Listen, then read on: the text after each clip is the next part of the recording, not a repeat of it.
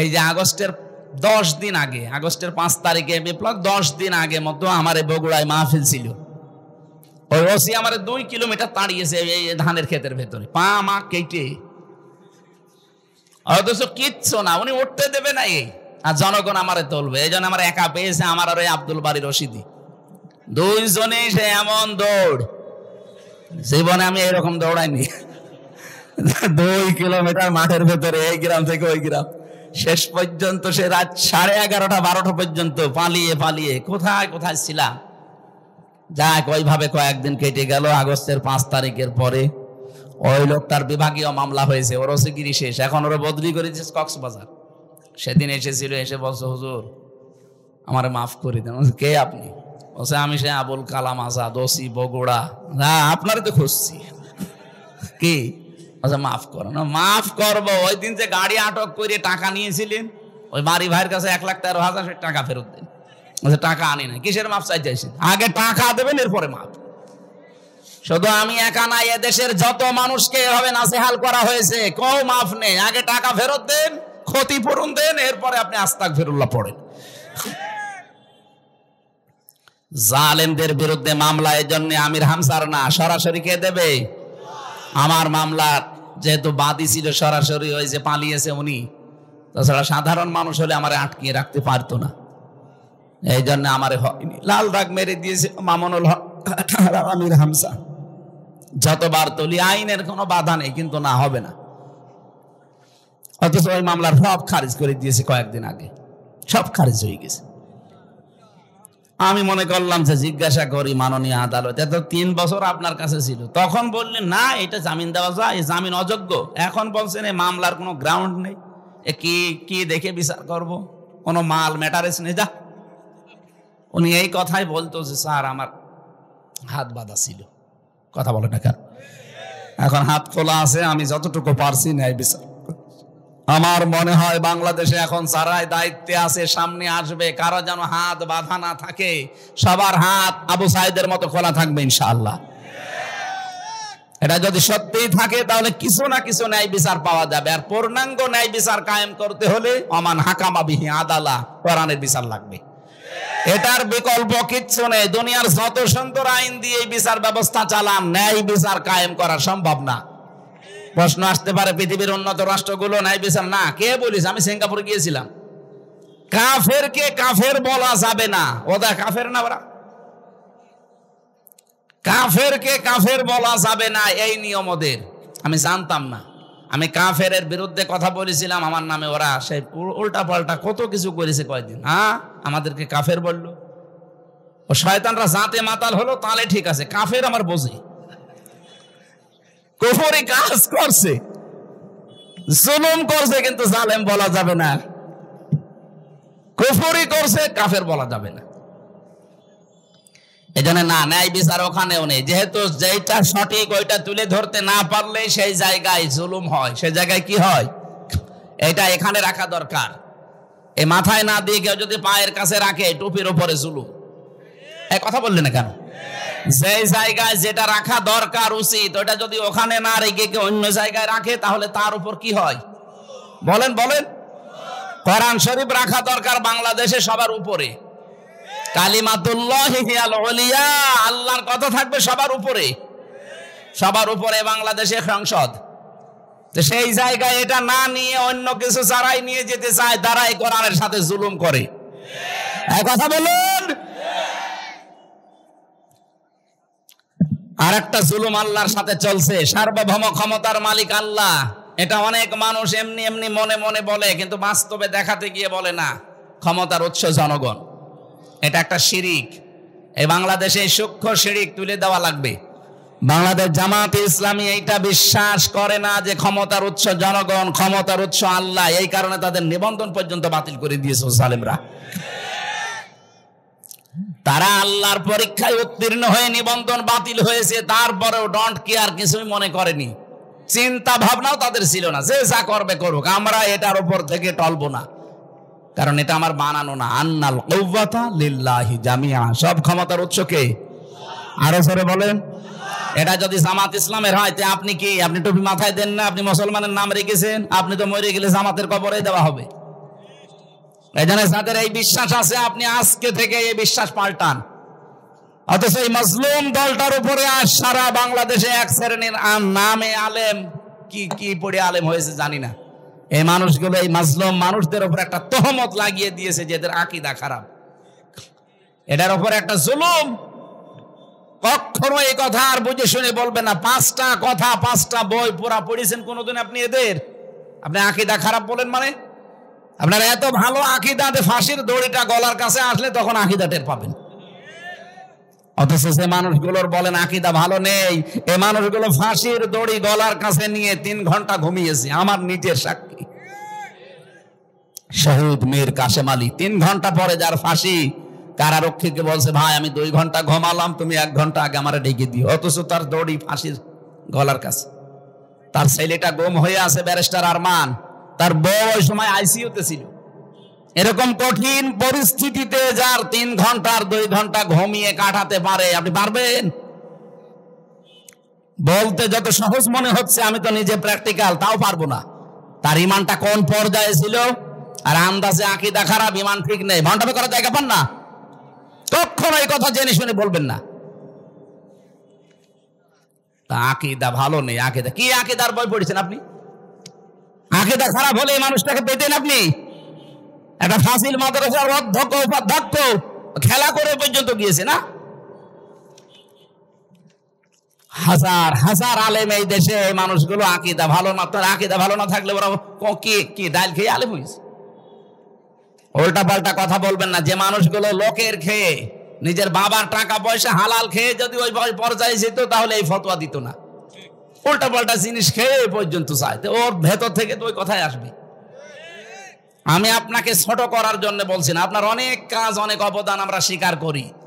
তালিমের যে জায়গাগুলো আছে এগুলোতে আমার দেওয়া সম্ভব না, কিন্তু অর্থনৈতিক বিষয়, রাজনৈতিক বিষয়, রাষ্ট্র পরিচালনার যে বিষয়, এই ক্ষেত্রে বাংলাদেশ জামাত ইসলামী ইসলাম ছাত্র শিবির এরা আল্লাহর ওলি। পয়সা যদি দেখাতে পারেন যে এদের চরিত্রের ভেতরে আছে দুর্নীতি, আল্লাহর কসম আমি ওদের এক্ষুনি গালি দেব। বলেন, 4 আনা দেখাতে পারবেন না। আপনি আল্লাহর ওলি দেখতে এসে কোথায় চলে যাচ্ছেন? সিলেটে। কিসের আল্লাহর ওলি দেখতে যান? আল্লাহর ওলি তো ওই লোকটা আছে, লোকটা তার লেনদেনে স্বচ্ছ। 5টা গুণ লাগে আল্লাহর ওলি হওয়ার জন্য। 5 নাম্বার এটা, লেনদেনে স্বচ্ছ হওয়া লাগে। আর দেশে লেনদেনে স্বচ্ছ কে আপনি টের পাচ্ছেন না? বলেন তো। সত্যকে সত্য জানার পরও আপনি গোপন রাখবেন কোন কারণে? আমি কি বেশি বলে ফেললাম? একটা কথা প্রমাণ করেন যে হ্যাঁ এদের চরিত্রের ভেতরে কি কি খুঁত পেয়েছেন। এরা তো আর মাদ্রাসায় আপনার মতো 24 ঘন্টা পড়ে না। জেনারেল শিক্ষিত মানুষ, একজন একটা বিড়ি খায় না, একটা সিগারেট খায় না, একটা লাল পানি খায় না। আপনি বোঝেন এই ঝঞ্ঝা বিক্ষুব্ধ দুনিয়ায় টিকে থাকা কত কঠিন। আপনার চরিত্র কোন জায়গায় আপনি নিজেও জানেন না, অথচ এই মানুষটা যেটা সামনে করে সেটা পেছনেও করে, একই কাজ। আজ এই মোবাইলের মাধ্যমে কত মানুষ তার চরিত্র ধ্বংস করে ফেলছে। কথা বলেন না কেন? কত মানুষ এখানে দেখতে মনে হয় আসমান থেকে পালিয়ে এসেছে, অথচ মোবাইলে এমন দৃশ্য যেটা নিজে দেখলে আনন্দ লাগে, অন্য দেখলে লজ্জা পায়। এটা হারাম না? কথা বলেন না কেন? এই হারাম কাজ কার মোবাইলে আছে আমি জানি না, যার আছে এখনই ডিলিট করা লাগবে। বসো, ওরা বসিয়ে দেন। কি প্রসাব করা, পায়খানা করা আর বিড়ি খাওয়া ছাড়া কেউ যাবেন না। বিড়ি যদি খুব বেশি নেশা লাগে খেয়ে আমার চলে যাবে। কি এটা তো আর খুব বড় না। তারপরেও এখন হুজুররা আছে, অনেক এলাকায় দেখেছি ইমাম সাহেব বিড়ি খাচ্ছে। আমি সিলেটে পেয়েছি, কি গো ইমাম সাহেব কেবল বিড়ি খাচ্ছিল, বলছে ওটা বাদবে না। এই জন্য খুব বেশি নেশা লাগলে খেয়ে আমার চলে আসবেন তাড়াতাড়ি। আবার সবার সামনে খেয়েন না। আর ওই যে যেটা উঠে চলে যাচ্ছে কি ওর কোন নাম্বারে দেন, ছেড়ে দিন, ছেড়ে দিন। ও তো এখনো মনে হয় ফুল হাতায় আছে, হাফ হাতা হয়নি। জেলখানে আমাদের দেবদুলাল ছিল জেলার, যখনই আসতো সব চিল্লে তো ফুল হাতা আসতেছে। ফুল হাতা মানে মুসলমানই দেয়নি, তো ওইটা তো মনে হয় এরকমই। দেন, ছেড়ে দিন।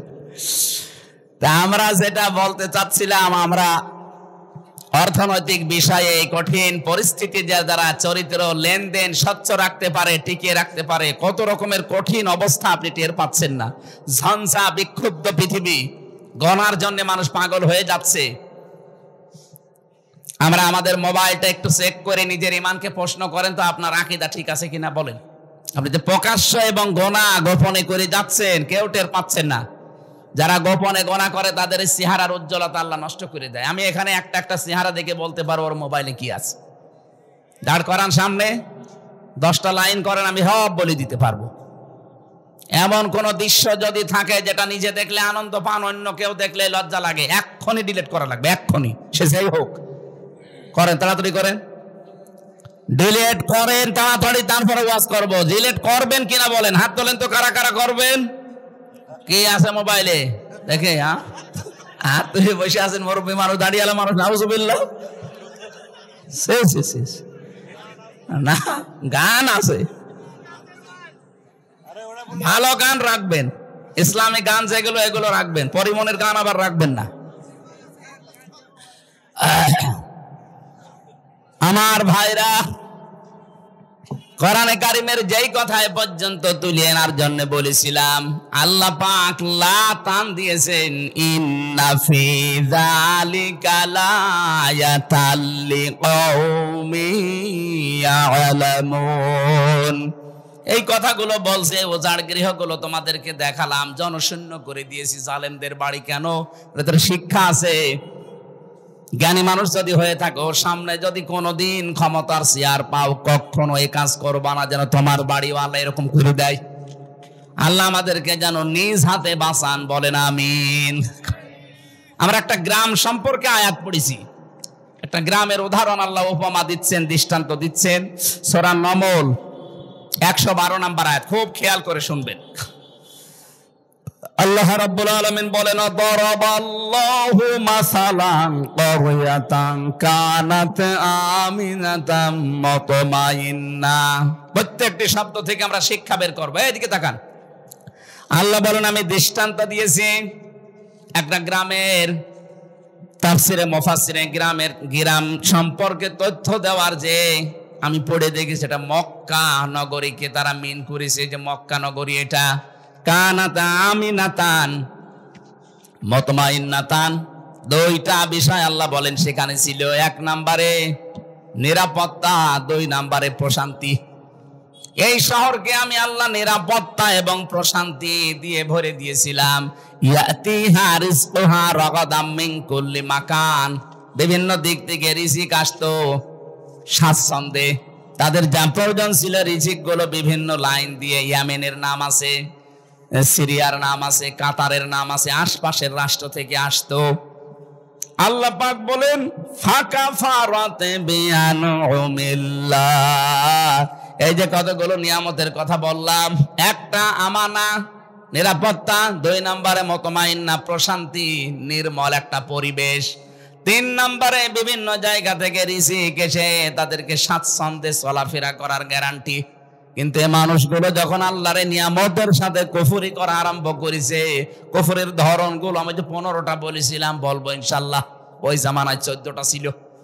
ফাকাফারাত বিআনউমিল্লাহ, আল্লাহর এই নিয়ামতকে যারা কুফরিতে পরিণত করেছে, কুফরি করেছে আল্লাহর নিয়ামতের সাথে, ফাযাকাল্লাহ, এখানে ফাইল আল্লাহ নিজে। আল্লাহ পাক বলেন, আমি তখন তাদেরকে মজা চাকালাম, স্বাদ গ্রহণ করালাম, লিবাসাল জুই ওয়াল খাউফি, শাস্তি হিসাবে 2টা পোশাক পরিয়ে দিলাম, একটা ক্ষুধার, 2 নম্বরে ভয়ের, বিমা কানু ইয়াসনাউন, কারণ তারা এই কাজগুলো করেছিল। এবার আসেন তো আমরা দেখি আল্লাহ আমাদের কি বোঝাতে চাচ্ছেন এই আয়াত দিয়ে। রব্বুল আলামিন বলেন, পৃথিবী থেকে যে গুনাহ করে এই গুনাহগুলো উপরে চলে যায়। তাফসিরে তাবারির ভেতরে দেখেছি, বিশ্ব নবী যখন যাচ্ছিলেন জিবরাইলের সাথে মেরাজে, তখন দেখলেন কালো কালো কি যেন উঠতেছে উপরে, আর পিপিলিকার মতো কালো কালো কি যেন নামতেছে। নবীজি দেখেই জিজ্ঞাসা করলেন, ইয়া আখি জিবরাইল, এই যে এগুলো কি? ফেরেশতা জিবরাইল বলেছে, হে নবী, আপনার উম্মতের ভেতরে এই দুনিয়াতে সেই গুনাহগুলো করে, ওই গুনাহগুলো কালো কালো হয়ে উঠতেছে। আর ওই কালো কালো পিপিলিকার মতো এগুলো কি? নবীজি বললেন এইগুলো ওরা যে গোনা করেছে এই গোনার শাস্তি হিসাবে আমার আল্লাহ এগুলো দুনিয়ায় পাঠিয়ে দিচ্ছে।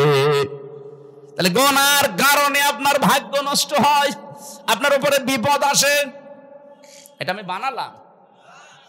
সূরা রোমের 41 নাম্বার আয়াতটা এর দলিল।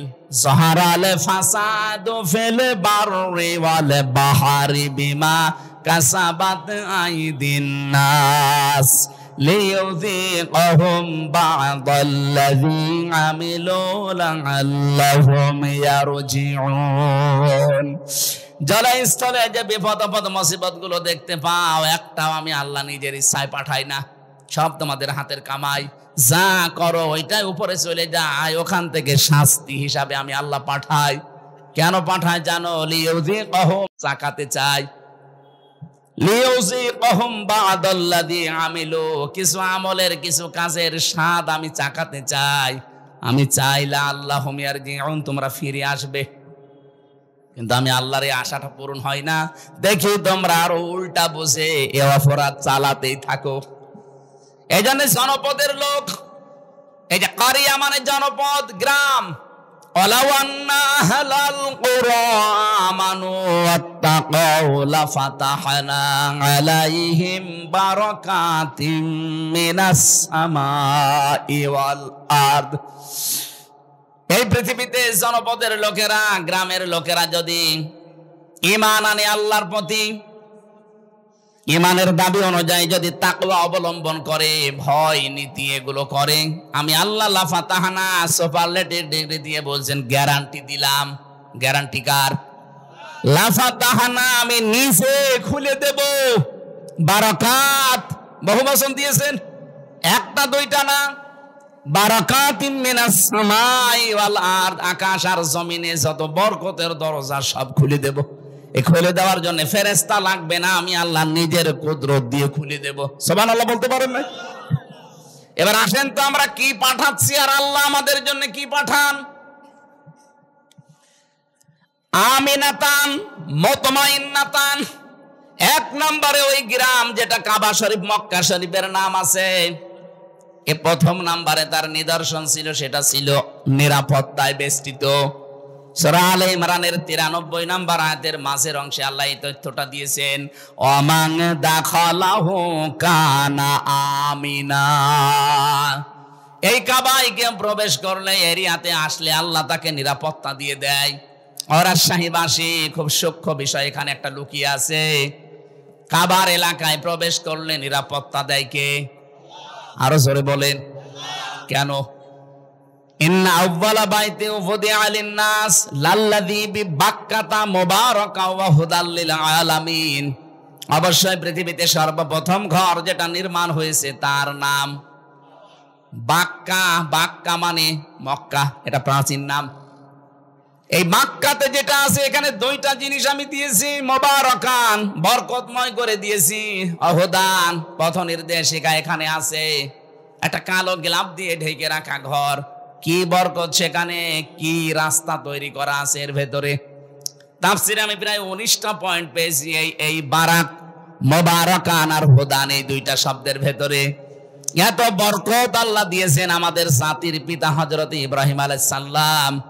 ওই যে ছোটবেলায় যখন তার সন্তানকে কাবার পাশে রেখে গিয়েছিলেন, ওই সময় তিনি দোয়া করেছিলেন, মাবুদ আমার এই সন্তান আদি এখানে রেখে গেলাম, এদেরকে তুমি গোশত এবং দুধ, কি বললেন? গোশত এবং দুধ, এই দুইটার বরকত ঢেলে দিও। ওই দিন জাতির পিতার দোয়া কিয়ামত পর্যন্ত চলতে থাকবে, এখনো আছে।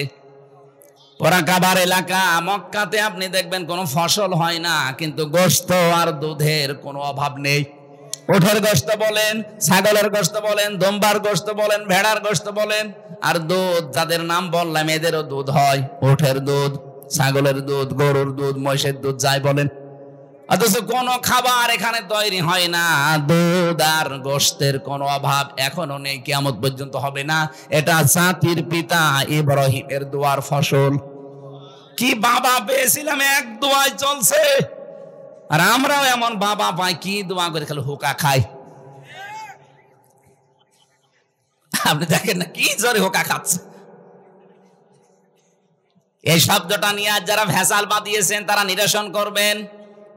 আমেরিকার স্টাইলে অনেকে আজ জাতির পিতা 8-10 জন 15-20 জন বানাতে চাচ্ছেন না, দুইটার একটা আমার মানি না, কারণ এটা ফায়সাল্লাকৃত বিষয়। জাতির পিতা একজন, তার নাম ইব্রাহিম, এটা আল্লাহ বানিয়ে দিয়েছেন। মিল্লাতা বিকুম ইব্রাহিম হুয়া সাম্মাকুমুল মুসলিমিন। তোমাদের জাতির পিতা ইব্রাহিম, কারণ তিনি তোমাদের নাম মুসলমান রেখেছেন। এখানে হুয়ার ফাইল হয় আল্লাহ না ইব্রাহিম। কি হুজুর, ফাইল আমি দুইটা পেয়েছি, হয় আল্লাহ আমাদের নাম মুসলিম রেখেছেন, অথবা আমাদের পিতা যিনি জাতির পিতা ইব্রাহিম নবী এই নামটা আমাদেরকে দিয়েছেন। কি সুন্দর বাবা, দেখেন তো, অর্থবোধক একটা নাম সন্তানের রেখে দিলেন, মুসলিম, আত্মসমর্পণকারী। আর আমরা এখানে বহু বাবা বসে আছি, সন্তানের নাম এমন ভাবে রেখেছে, ও কি হিন্দু নাম না মুসলমান নাম, ও সাদা বোঝা যায় না। কি নাম রেখেছেন আপনি বলেন তো? কিসের নাম রাখলেন আপনি? একদম মুসলমান দাবি করছেন, আর ছেলের নাম মেয়ের নাম ও কি হিন্দু না মুসলমান, বোঝা যাবে না। বলে না ওনারা জেনারেল শিক্ষিত, বুঝতে পারে না। আরে ভাই, জিয়াউর রহমান জেনারেল শিক্ষিত মানুষ ছিল না? কি সুন্দর নাম দেখেন তো ছেলে দুইটার, আরাফাত, তারিক। তারিক জিয়া বলেন, তারিক রহমান বলেন, একই বিষয়। আরাফাত রহমান, আরাফাত জিয়া যাই বলেন, কি সুন্দর অর্থবোধক নাম। জেনারেল শিক্ষিত মানুষ নাম রাখলো কি করে?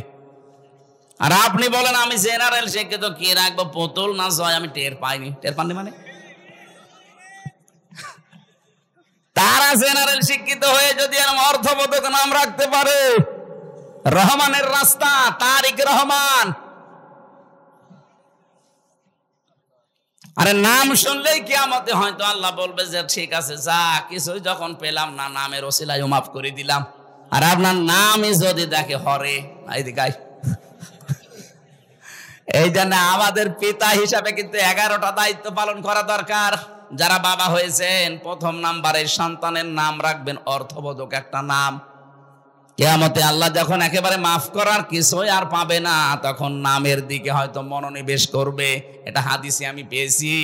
কিয়ামতে আল্লাহ ডাক দিবে মরিয়ম, হাজারো মরিয়ম খাড়া হয়ে যাবে। রব্বুল আলামিন বলে না, আমি এত মরিয়মকে চাই না, আমি ঈসা নবীর মা মরিয়মকে ডাক দিয়েছি। মরিয়ম নামের মেয়েরা বলবে, রব্বুল আলামিন তুমি তো আর বলার সময় বলনি ঈসা নবীর মা মরিয়ম কোথায়? ডাক যখন দিয়েছো দুনিয়ায় তো শুনি নাই তোমার কথা, আজকে মনে করলাম একটু সাড়া দেই। আল্লাহ পাক বলেন, ঈসা নবীর মা মরিয়মের সাথে যাদের মিল আছে, যাও জান্নাতে চলে যাও। এজন্য অর্থবোধক নাম রাখা এটার বাবার আর মায়ের দায়িত্ব। যদিও আমরা অনেকে এটা বেখেয়াল রাখতে পারি না। আবার শুধু অর্থের দিকে কোরআনের শব্দ দেখে নাম রাখবেন না। সেদিন বলেছিলাম না, একজন কুষ্টিয়ার বড় বাজারে নাম রেখেছে মিহাদ স্টোর। কি গো, কি এ নাম কার? বলছে আমার ছেলের নাম। মিহাদ মানে কি? বলছে কোরআনে পেয়েছি বিসাল মিহাদ। আরে বেটা, নিকৃষ্ট জায়গা জাহান্নামের, এটা নিকৃষ্ট জায়গা।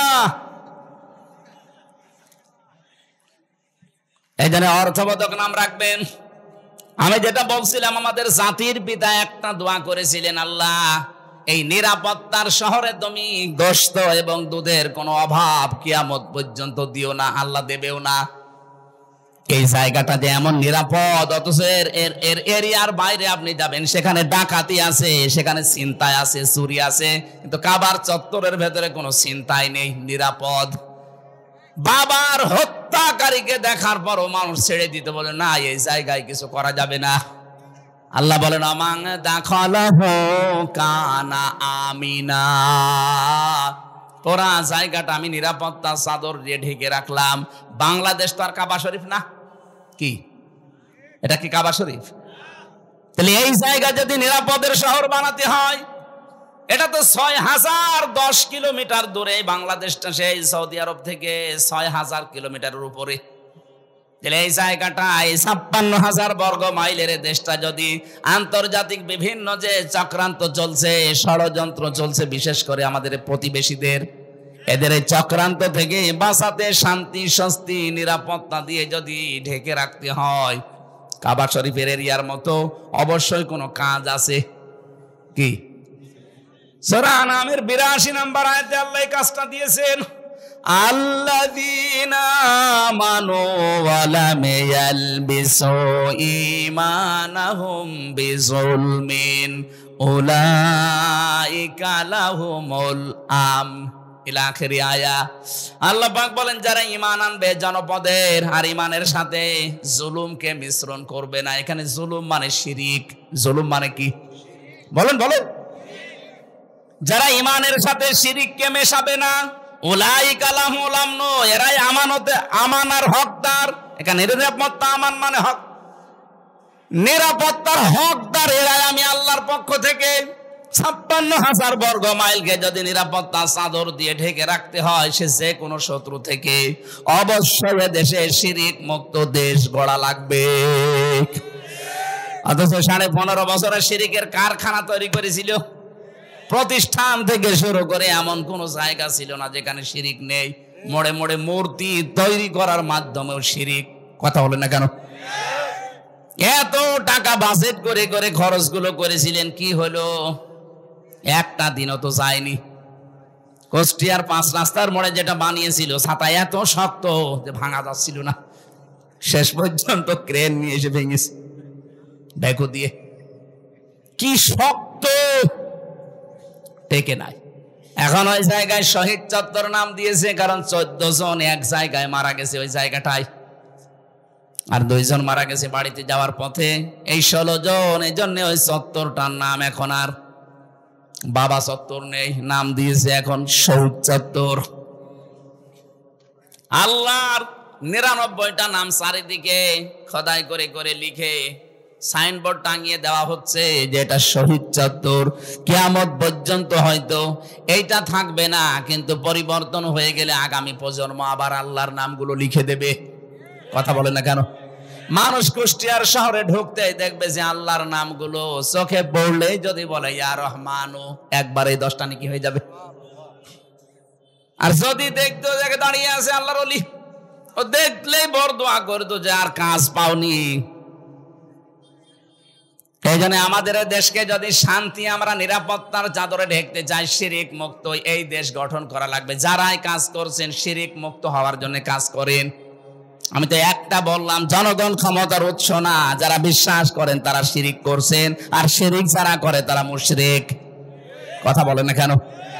যারা এই বিশ্বাস করে ক্ষমতার উৎসকে বলেন, তারা একেবারে সবকিছু ছেড়ে দিয়ে কাজ চালান। এইটাই যেন বাংলাদেশে কায়েম করতে পারি যে ক্ষমতার উৎস জনগণ নয়, ক্ষমতার উৎস আমার আল্লাহ।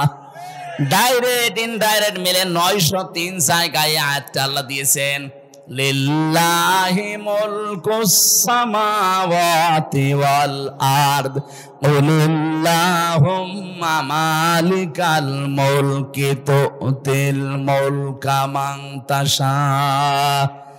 ডাইরেক্ট এত আয়াত থাকার পরও এদেশের মুসলমানরা কেন এটা মানতে চায় না আমি বুঝি না। আরে ভাই, কোরআনের চোখ আমি লাগিয়ে দেখতে পাচ্ছি আপনি মুশরিক। আপনি মারা গেলে আপনার জাহান্নামী স্থান হবে, জান্নাত হারাম হবে। কি করবেন? নামাজ পড়ে রোজা রেখে বাঁচাতে চায়, আপনি না বাঁচিয়ে দৌড় দিচ্ছেন জাহান্নামের দিকে। ফিরে আসেন।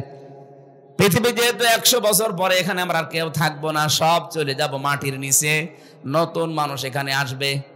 শিরিক করেন, বেদাত করেন, কুফরি করেন, যার জন্য যা করে সম্পদ অবৈধ রেখে যাচ্ছেন, ভুল করছেন আপনি। আমার এই ছোট্ট গানে বলে ভুল করছি আমরা, কারণ এখান থেকে যদি 200 বছর পরে ইসমাইল সাহেব আবার এই জায়গায় ফিরে আসে, এই বেলঘরিয়া মাদ্রাসায় এসে যদি বলে মাদ্রাসার আমি ভাইস প্রিন্সিপাল ছিলাম, এই ভবন আমি বানিয়েছি, এই বাড়িটা আমার বাড়ি, আমার মনে হয় 200 বছর পরে যারা এখানে পড়বে, এই বাড়িতে যারা থাকবে, তারা ওনারে ঢুকতেও দেবে না। বলে কিসের ইসমাইল আপনি? আপনার যদি থাকার জায়গা না থাকে ওই মসজিদের বারান্দায় রাত থেকে চলে যান। অথচ ওই লোকটা এখানকার মালিক ছিল। কথা বলছেন না কেন? এই বাড়িটা বানাতে সে বৈধ অবৈধ দেখেনি। বাবা শাহজালাল সব হালাল বলে কামাই করিস। অথচ তার পরবর্তী 3 প্রজন্ম, তার ছেলের ছেলের ছেলের ছেলে, মাত্র 3 প্রজন্ম পরে ওনারা চিনবে না। এই তো দুনিয়া। এইটার জন্য যেন আমাদের বিশাল আখিরাত আমরা নষ্ট করি না ফেলি, বলেন আমিন। এরকম পাগল দুনিয়ায় কেউ আছে? না মানে আমরাই তো, না মানে বলছেন না। বোনের জমি ফাঁকি দিয়ে, ভাইয়ের জমি ফাঁকি দিয়ে আপনি পাগলামি করছেন, ওই জমি আপনাকে জাহান্নামে নেওয়ার জন্য কাল হয়ে দাঁড়াবে, বলেন নাউজুবিল্লাহ। এজন্য জ্ঞান থাকতে কারো মালের দিকে হাত বাড়াবেন না। রব্বুল আলামিন বলেন রিজিকের জন্য এগুলো করো তো, ইয়াতিহা রাগাদাম মিন কুল্লি মাকান। তোমাদের রিজিক আমি আল্লাহ যেভাবে নিয়ে এসে দিয়েছিলাম, বাংলাদেশের তুলনায় বিশ্বের অনেক দেশে আমি তো ঘুরলাম, কত বড় বড় বিশাল দেশ, অথচ জনগণ এত বেশি নেই। আমেরিকা বাংলাদেশের চাইতে 59 ডবল বড়। 59টা বাংলাদেশ পাশাপাশি রাখলে যত বড় হবে একটা দেশ অত বড়। কয়েকদিন আগে আমি মালয়েশিয়া ছিলাম, ওইটা বাংলাদেশের চাইতে 8 ডবল বড়। সৌদি আরব বাংলাদেশের চাইতে 14 ডবল বড়। আর আমাদের দাদাদের দেশ হচ্ছে 29 ডবল বড়। এই তুলনায় বাংলাদেশে 18 কোটি মানুষ, এখন আমরা 18 কোটি মানুষের মাত্র 56,000 বর্গ মাইল। অথচ রিজিক কে দিচ্ছে বলেন তো? আরো জোরে বলেন। রিজিকের ভয় আমরা অনেকে সন্তান আজ হত্যা করে ফেলছি, বেবিদেরকে, বাচ্চাদেরকে মেরে ফেলছি না, এটা কাফেরদের স্বভাব। ওয়ালা তাকতুলু আওলাদাকুম মিন ইমলাক নাহনু নারযুকুকুম ওয়া ইয়্যাহুম। জনপদের লোক আমরা যারা আছি, সত্যি যদি ঈমান আর তাকওয়ার উপরে টিকে থাকতে পারি, রিজিকের কোনো অভাব হবে না। কারণ আমাদের রিজিক আর আমাদের বেবিদের রিজিক কে দেয়? আরো জোরে বলেন। আমেরিকার একটা পদ্ধতি আমরা অনেকে অবলম্বন করে এই কুফরিতে নিমজ্জিত হয়ে শেষ পর্যন্ত আল্লাহর বিরুদ্ধে অবস্থান নিয়েছি। চেন্ময় কৃষ্ণ নাকি যেন নাম ধরা পড়েছে, ওর বক্তব্য দেখেছেন কিছুদিন আগের। ও বলেছিল বাংলাদেশে আমরা সংখ্যালঘু, এই জন্য আমাদের জন্ম নিয়ন্ত্রণ লাগবে না, আমরা সন্তান বাড়াবো যেন মুসলমানদের চাইতে আমি বেশি হয়ে যায়। আরে ভাই, এটা 96% মুসলমান। কত ভাগ? আর আপনারা 4 ভাগও না, কারণ এখানে বৌদ্ধ আছে, খ্রিস্টান আছে,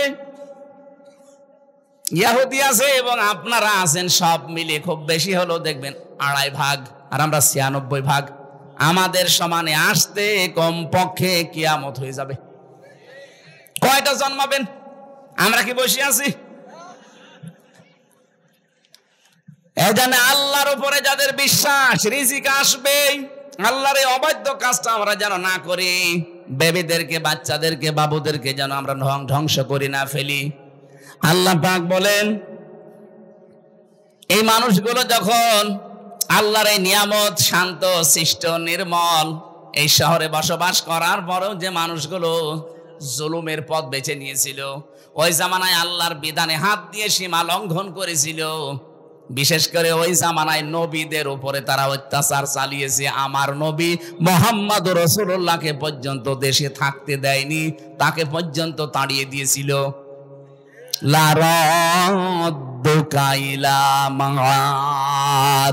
আল্লাহ গ্যারান্টি দিয়েছেন, হে নবী যেখান থেকে চলে যাচ্ছেন আবার এই জায়গায় আমি আল্লাহ আপনাকে ফিরিয়ে নিয়ে আসবো। এই আয়াতের তাফসীর আমি 2টা তথ্য পেয়েছি।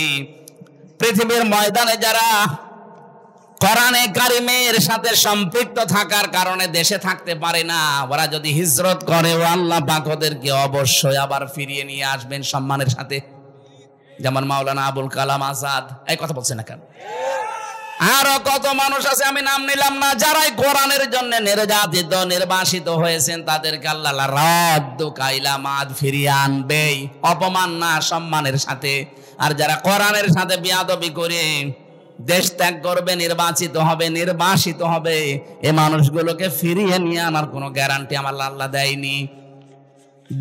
তার প্রমাণে চেঙ্গিস খান, লক্ষণ সেন পালিয়েছে, আজ পর্যন্ত ফিরে আসেনি, আসবেও না কিয়ামতের আগে। কথা বলেন না কেন?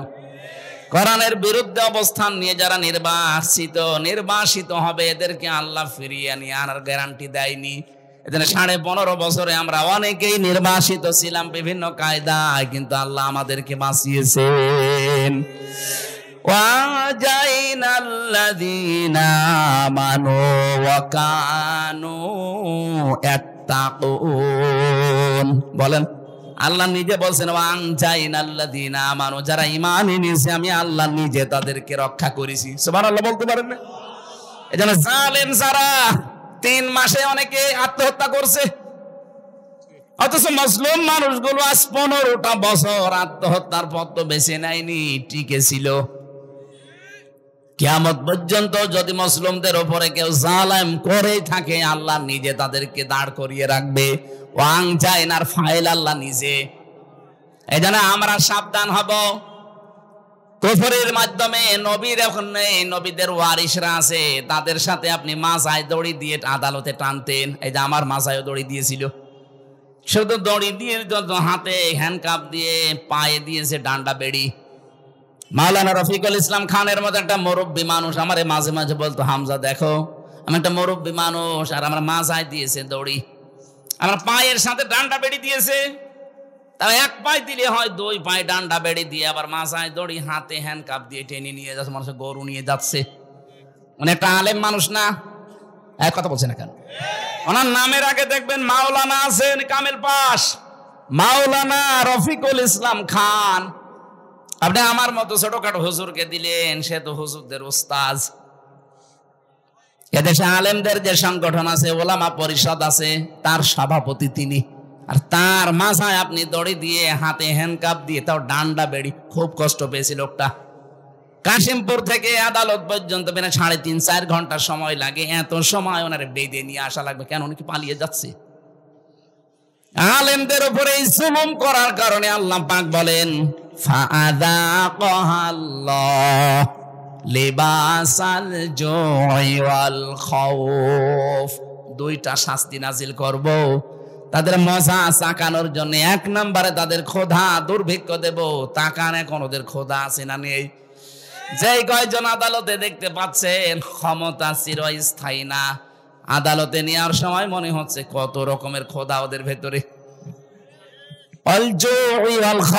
2 নম্বরে ভয়, চেহারার ভেতরে ভয়ের ছাপ আল্লাহ তৈরি করে দিয়েছে। বিমা কানু ইয়াসনাউন, কারণ তারা এতদিন এই কাজ কারবার করেছিল। আল্লাহ আমাদেরকে যেন এই আয়াতের যে মূল শিক্ষা, আল্লাহর অবাধ্যতা করে জো এবং খাওপ, এই 2টা যেন চাপিয়ে না দেয়। যদি একবার দুর্ভিক্ষে পড়ে যায়, আমরা কিন্তু করে গণহারে মরব। সামনে যারা আসবেন তারা যেন, বিশেষ করে আল্লাহওয়ালা যারা নবীদের ওয়ারিস, তাদের সাথে বেয়াদবি করবেন না। আপনি নিজের কপালে নিজে আগুন লাগাবেন। আল্লাহ আমাদেরকে বাস্তবে আয়াতটা প্র্যাকটিক্যাল লাইফে যেন সেট করে দেন, বলেন আমিন। এখানে কি লিখলেন? যারা দাঁড়িয়ে আছেন আপনারা টাকা দেননি? হ্যাঁ, আপনার 2টা টাকা হলেও কোরআনের প্রচারে থাকা লাগবে। আরে ভাই, টাকা যদি কোরআনের পেছনে না ব্যয় হয় তো কোনে ব্যয় করবেন আপনি? 3 জায়গায় টাকা খরচ করলে হিসাব দেওয়া লাগবে না কিয়ামতে। একটা কোরআনের প্রচারে, 2 নম্বর পরিবারের জন্য, 3 নম্বরে জিহাদের ময়দানে দেন। এখানে যেহেতু কোরআন প্রচারে কাজ হচ্ছে, যারা চা দিয়েছেন, আরো যারা যাচ্ছে, 5টা টাকা হলেও আপনার যেন থাকে, সমর্থন অনুযায়ী দান করবেন। বেশি সময় হয়ে গেল নাকি? 9:30টার সময় দিয়েছিল, 9:45, মেলা সময় হয়ে গেছে। না, ওই যে আবার আরেকটা নিয়েছে, আমিও পারি না, ওরাও ছাড়ি না। আল্লাহু আকবার। ওখানে 10টায় ওঠা লাগবে, আর 15 মিনিট আছে। 10টায় যে পাবো ওখানে 20 মিনিট লাগবে। 15 মিনিট আছে ভাই। যারা টাকা পয়সা এনেছিলেন, যারা যাচ্ছে, অবশ্যই দিয়ে দিন না। আগামী থেকে আবার নিয়ে আসবেন, আমরা কথা বলবো। এইভাবে 2-3টা করে নেয়, আমার তো বেঁচে থাকা লাগবে না। আল্লাহুম্মা আমিন। লা হাওলা ওয়ালা কুওয়াতা ইল্লা বিল্লাহিল আলিয়্যিল আযীম। আল্লাহুম্মা গফিরলি ওয়ারহামনি ওয়াহদিনি ওয়াফিনি ওয়ারযুকনি ইয়া রাব্বাল আলামিন। আল্লাহ, যে কথাগুলো বলতে চেয়েছি সহজ ভাষা দিয়ে তোমার বান্দা বান্দিরা আশা করি বুঝেছে, জীবনে আমল করার তৌফিক দাও। কত আলেম এখানে বসে আছে আল্লাহ, আমার হাজার হাজার আলেমের উস্তাদেরা, এদেরকে তুমি আলেম হিসাবে কিয়ামতে কবুল করে নাও। আমি হাদিসে পড়েছি কিয়ামতে আলেমদের বিচার নাকি গোপনে হবে। রব্বুল আলামিন মাওলানা ইসমাইল আলম, আব্দুল আওয়াল সহ যত আলেম এখানে এসেছে, কিয়ামতে কোটি কোটি মানুষের সামনে আমাদেরকে অপমান করো না। গোপনে ঘিরে নিয়ে তুমি নিজে নিজে মাফ করে দিও। রব্বির হামহুমা কামা রাব্বায়ানি সাগীরা। মা বোন যারা এসেছে পর্দা আড়ালে, আল্লাহ তাআলা খাদিজার মতো, আয়েশার মতো তাদেরকে বানিয়ে দাও। জেল থেকে বের হওয়ার পর থেকে আমি অসুস্থ, আল্লাহ শেফায়ে কামেলা আজেলা আমারে নসিব করো। 10-12 দিন আমি হাসপাতালের বেডে পড়েছিলাম। বাংলাদেশের বহু প্রান্ত থেকে মাহফিল গুলো নেওয়া আছে, তারা ক্ষতিগ্রস্ত হয়ে যায়, যেন জোর করে নিয়ে যায়। আল্লাহ আমাকে